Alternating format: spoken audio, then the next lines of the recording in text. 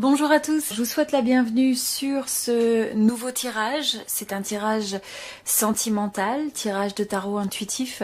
Donc je vais regarder l'énergie pour les Capricornes. Ce que je ressens par rapport à ce tirage, donc encore une fois c'est un tirage collectif, ça va pas forcément résonner avec tout le monde, ne forcez pas les choses.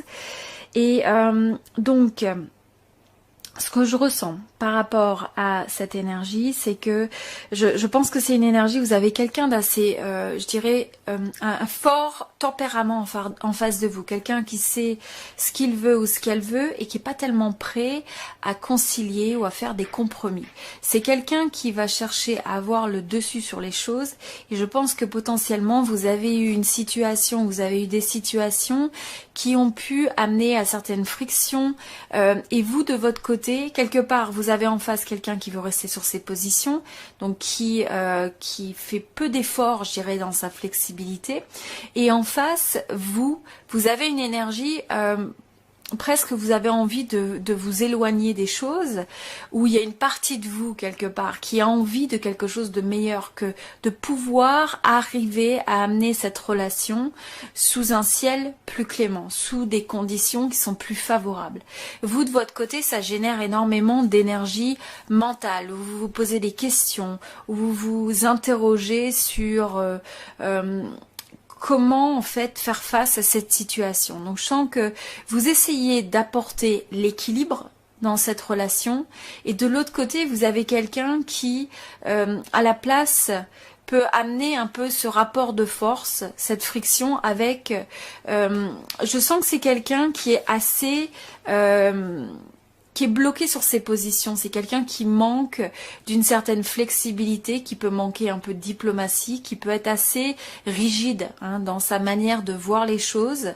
Et donc c'est my way or the highway, comme on dit. Donc c'est le fait que si ça va pas à sa manière, eh bien cette personne va essayer de maintenir cette pression, de maintenir le cap sur ce que cette personne s'attend à avoir. Et donc c'est un petit peu embêtant parce que ça manque de compassion, ça manque d'une certaine émotion. Je pense que c'est quelqu'un qui va pas toujours vouloir laisser paraître ni la faiblesse, ni la vulnérabilité. Et donc, et en même temps, c'est quelqu'un, je pense, qui sait finalement agir sur vous, vous amener à ses fins, à arriver à dominer une situation, à arriver à vous amener à faire des choses ou à considérer des choses dans une manière où il y a cette force tranquille aussi. Donc c'est pas toujours d'une manière qui est vindicative, qui est agressive, mais c'est davantage le fait de faire preuve de pression sur vous, sur la relation, mais de pas lâcher prise quelque part, jusqu'à ce que l'autre s'aligne avec ce que cette personne recherche. Donc vous, de votre côté, vous avez cette envie d'aller vers une énergie qui est beaucoup plus d'échange, de connexion, de compréhension, de joie de vivre, une certaine forme de légèreté. Je pense que dans cette relation, vous voyez cette personne comme étant une âme sœur, comme étant cette personne qui représente une forme d'idéal. Donc on a quand même le 10, on a l'amoureux, et on a l'impression que vous avez envie d'aller vers ça. Vous avez envie de donner cette énergie, d'investir votre énergie vers ça, mais en même temps il y a cette forme aussi, il y a un choix difficile à l'intérieur où il y a une forme de split, il y a quelque chose qui vous amène à vous poser des questions, qui vous amène à vous sentir un petit peu dans cette dualité où on a cette autre personne qui vous complémente et en même temps ce contraste qui amène énormément de, je pense, de confusion, peut-être des difficultés à choisir certaines choses, peut-être même une forme d'instabilité au niveau de cette relation, parce que ces extrêmes, en fait, vous avez chacun, vous vous renvoyez une forme de soit un comportement opposé, une personnalité différente, une manière d'approcher les choses qui sont différentes. Et donc il y a cette forme de friction qui se fait, friction des extrêmes, friction des opposés. Et donc il faut danser d'un pied sur l'autre, et notamment surtout vous, ça vous amène à vous poser des questions, ça vous amène à peut-être changer votre approche, à vous chercher face à cette personne, à avoir une forme d'instabilité, et je pense que ça génère quand même beaucoup d'émotions. Mais en même temps, comme vous savez, quelque part, cette personne a planté cette épée, c'est ce côté de attraper votre cœur, quelque part. Donc comme votre cœur est attrapé, comme vous idéalisez cette personne et cette relation, eh bien, vous avez envie de pouvoir trouver une manière d'aller vers, je dirais, voilà, comme je disais, un ciel plus clément, d'arriver à trouver une résolution, une solution. Mais malgré tout, vous êtes face à quelqu'un qui a une énergie qui peut être des fois un peu fermée, un peu rigide. Et avec le 4, donc on a 2 fois le 4, on a le 4 dans le sens de savoir ce qu'on veut, savoir... il y a cette énergie presque d'autorité. Ça peut être quelqu'un qui est un peu autoritaire, donc qui sait ce qu'il veut ou ce qu'elle veut, mais qui a un manque d'arrondir les angles, qui a un manque de faire preuve d'une certaine flexibilité, d'une certaine compassion, et qui peut avoir tendance en réaction quand ça va pas de son côté ou de la manière dont cette personne espère, il peut y avoir le fait de fermer son cœur, le fait de se protéger, peut-être le fait aussi de pas de retenir des choses. C'est presque l'énergie aussi des fois d'un chantage émotionnel.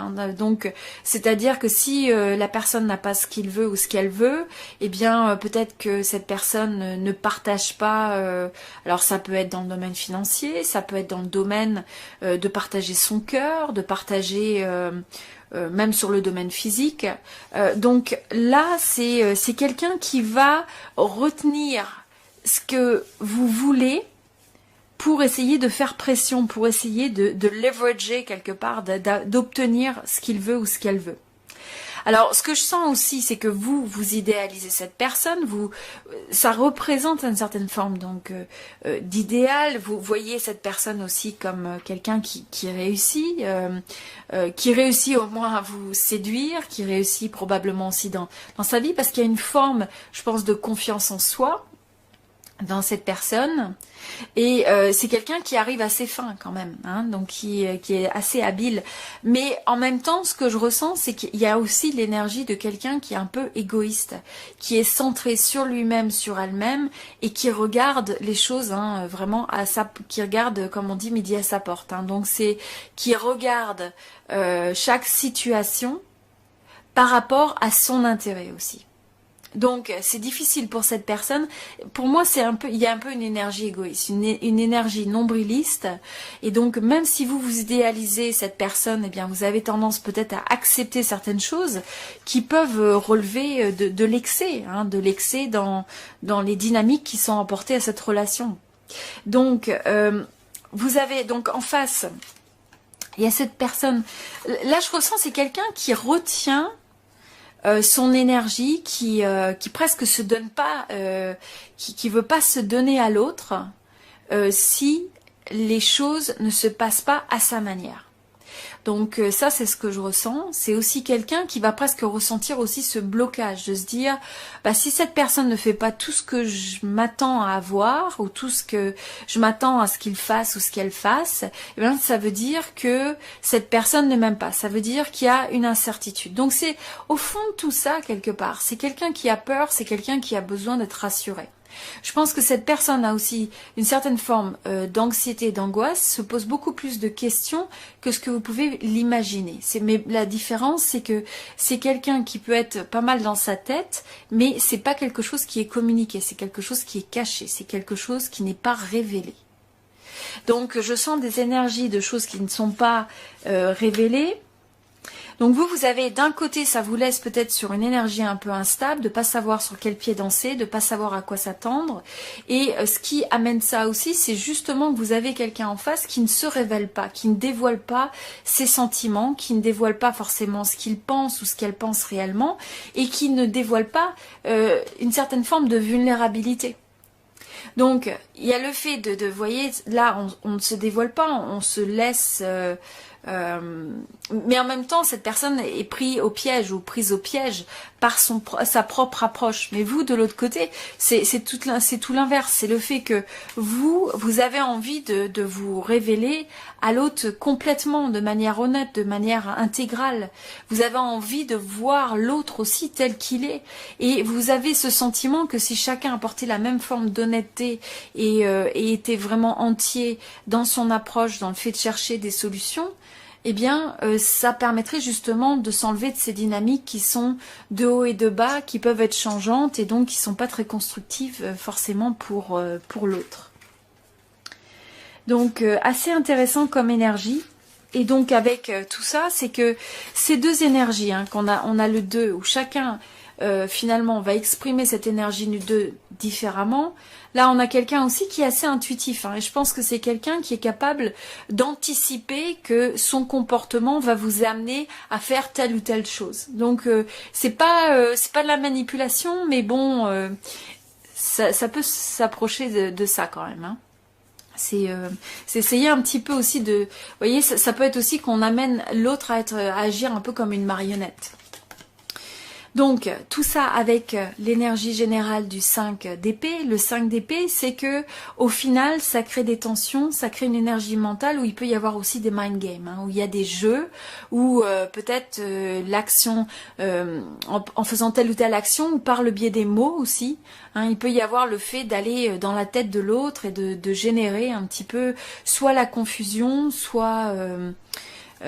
d'amener l'autre à agir de telle ou telle manière. C'est ce que je ressens. Voilà, je vous souhaite tout le meilleur. À très bientôt. Donc, tout ça avec l'énergie générale du 5 d'épée. Le 5 d'épée, c'est que au final, ça crée des tensions, ça crée une énergie mentale où il peut y avoir aussi des mind games, hein, où il y a des jeux, où peut-être l'action, en faisant telle ou telle action, ou par le biais des mots aussi, hein, il peut y avoir le fait d'aller dans la tête de l'autre et de générer un petit peu soit la confusion, soit... d'amener l'autre à agir de telle ou telle manière. C'est ce que je ressens. Voilà, je vous souhaite tout le meilleur. À très bientôt.